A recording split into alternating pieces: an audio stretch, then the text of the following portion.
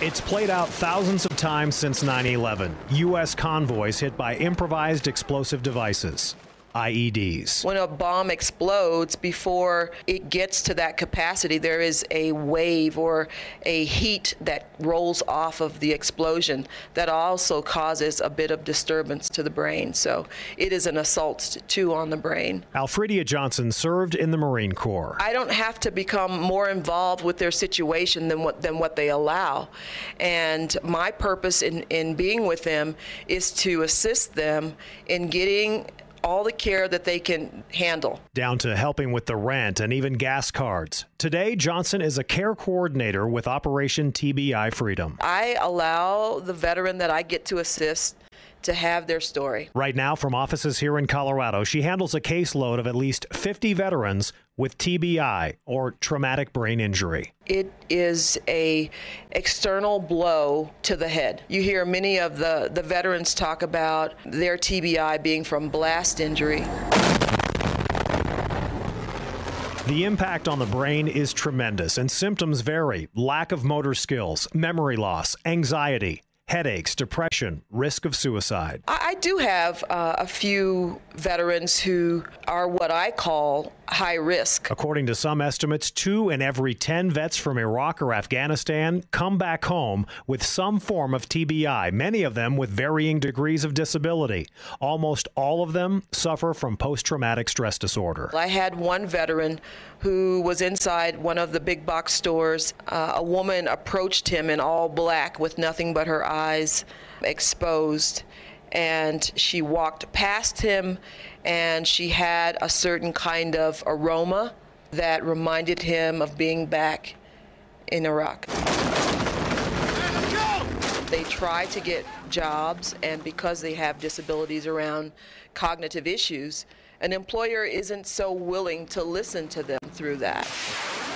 Many of them have short-term memory, and they explain it like they set out to go someplace. All of a sudden, it's like that thought of where this place is kind of drops out of their mind. At times, Johnson has had as many as 80 to look after. I like to call them a customer. When I get a consumer or a customer on my caseload, we sit together and we come up with some goals that they care to have realized in their life. Vets who go through counseling and guidance at Operation TBI Freedom aren't exactly coddled. I'm not so much of a hard ass, but I am direct. They don't want to be pitied. They would care to have assistance, maybe a hand up.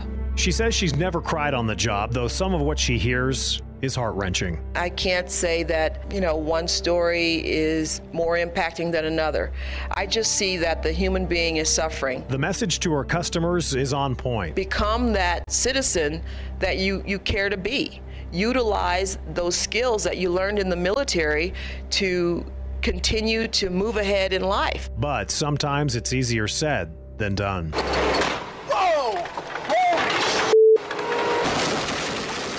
Coming up tomorrow. Michael is a young Marine, rather intelligent. He's pretty smart. He still has a lot of, youth. You'll meet Michael. An IED in Iraq changed the course of his life. Seems like only yesterday at sometimes, but I was 21 when I got hurt. Shrapnel is still embedded in various parts of his body. More on Operation TBI Freedom at this time tomorrow and online right now at 850KOA.com. Stephen Tubbs, News Radio 850 KOA, Close Up. My name's Michael Passmore.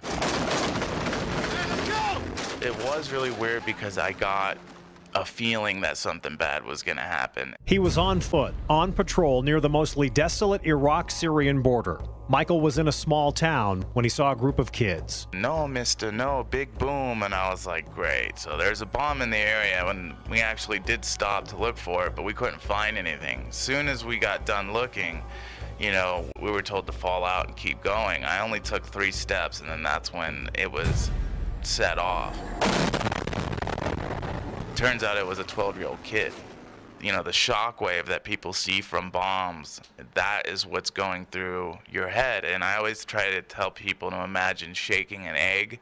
What's happening to that yolk is exactly what your brain is doing inside your skull, and it causes internal hemorrhaging, bleeding, and bruising. It happened 5 years ago. It seems like only yesterday at sometimes, but I was 21 when I got hurt. And since that terrible moment, the Purple Heart recipient has lived with the pain. Today, I have to take medications for anxiety and sleep. I also have to take pain medications because I've had 10 broken bones. I've had multiple motorcycle accidents as well. I have shrapnel wounds and pieces of shrapnel still stuck in my face to this day. And that was shrapnel from IED roadside bomb. There was 355 millimeter artillery rounds packed with explosives. I don't know if they use C4, but I'm guessing by the blast it was some high impact explosive. He turned to alcohol and painkillers, and he knows he was over-medicated. I was on morphine for a couple years, and then I went on to OxyContin for a couple years. Now I take, it's called Opana, it's oxymorphone. Not surprisingly, Michael got a divorce and seemingly lost everything. The VA has him listed as 70% disabled. For a missing arm, it could be 20%. For a missing leg, it could be 40%. And when things were at their worst, he was told about a Colorado-based program that may have saved his life. They referred me to Operation TBI Freedom, and that's because I have a TBI and post-traumatic stress disorder. Damn, the road is gone! To be advised, the ID has been blown. On fire! I try to put it in the back of my mind when I'm living daily life, but sometimes you have a hard time letting your thoughts catch up with your words. A lot of times you find yourself stuttering. Operation TBI Freedom right now is pretty much the pinnacle of my life as far as it goes for what I need assistance with. They have been there for me to clothe me during Christmas, to give me financial assistance, not just for me, but for my family who I was living with. Through his care coordinator, Michael is on the right path and has graduated from each of the programs he's been a part of. If a veteran is out here and he needs help and he's listening to this, he should definitely contact them. Coming up tomorrow. He had been shot by a sniper. I had brain matter, blood all over my left side, the left side of my body, and that's what I felt. In the back of my mind, I knew that he was gone. You'll meet Greg, at times struggling to survive. More on Operation TBI Freedom continues at this time tomorrow and online right now at 850KOA.com. Stephen Tubbs, News Radio 850 KOA, Close Up. My name is Greg Rivera. How many? I was a great soldier. Greg is 33 and suffers from traumatic brain injury and PTSD. Severe post-traumatic stress. I can be sitting here and get an anxiety attack. Like all troops, he remembers the day. It was near Fallujah. November 9th of 2004. Never forget that day.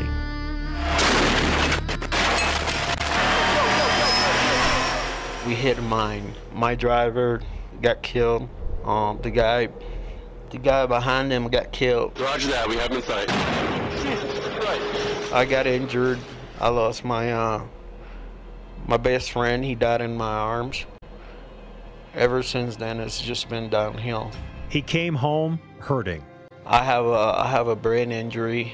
I had a kneecap here and part of the kneecap there. I had no pain. I felt no pain. I was Superman. I was like, my mind was get him out.